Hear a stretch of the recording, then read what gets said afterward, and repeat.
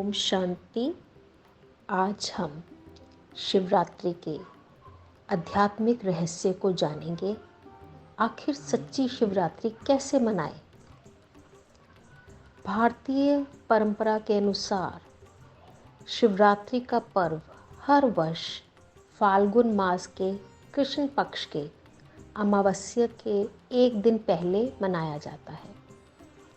शिव के साथ जुड़ी हुई रात्रि का अर्थ उस रात्रि से नहीं है जो पृथ्वी के सूर्य के चारों ओर चक्रण के कारण आती है।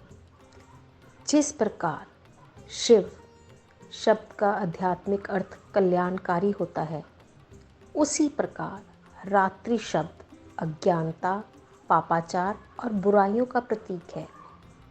शिवरात्रि अर्थात घोर तमोप्रधान धर्मग्लानि के समय परम पिता परमात्मा शिव के अवतरण का यादगार पर्व।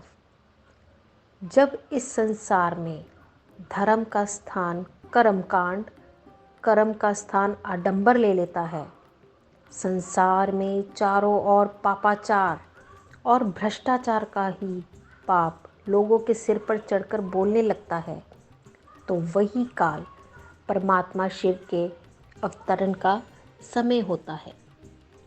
तो परमात्मा शिव ईश्वरीय ज्ञान और योग द्वारा पवित्र और सुख शांति संपन्न नई सृष्टि के प्रारंभ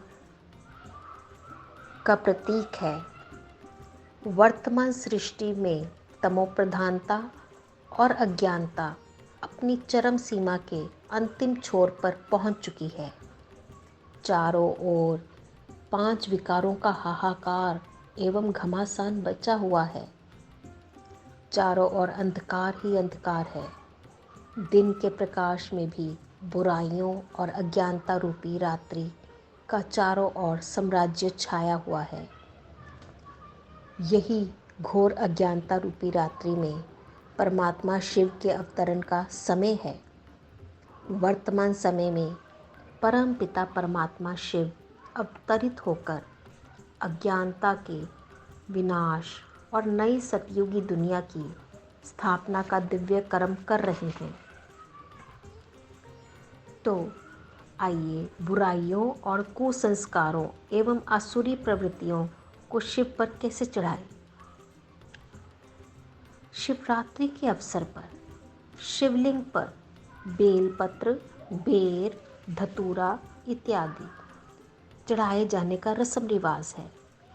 भक्तजन इस दिन शिव के मंदिर में विशेष रूप से रात्रि जागरण करके शिव की आराधना करते हैं और अन्न जल का व्रत रखते हैं। परंतु परमात्मा शिव हम मनुष्य आत्माओं पर भौतिक वस्तुओं को चढ़ाने से प्रसन्न नहीं हो सकते, क्योंकि हजारों वर्ष से शिवरात्रि के दिन व्रत, उपवास और पूजन अर्पण होता ही आया है।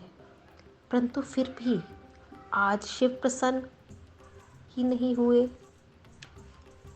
इसका आध्यात्मिक रहस्य ये है कि वर्तमान संगम युग पर मनुष्य आत्माओं को पावन बनाने के लिए परमात्मा शिव काम, क्रोध, लोभ, मोह, अहंकार का दान ले रहे हैं।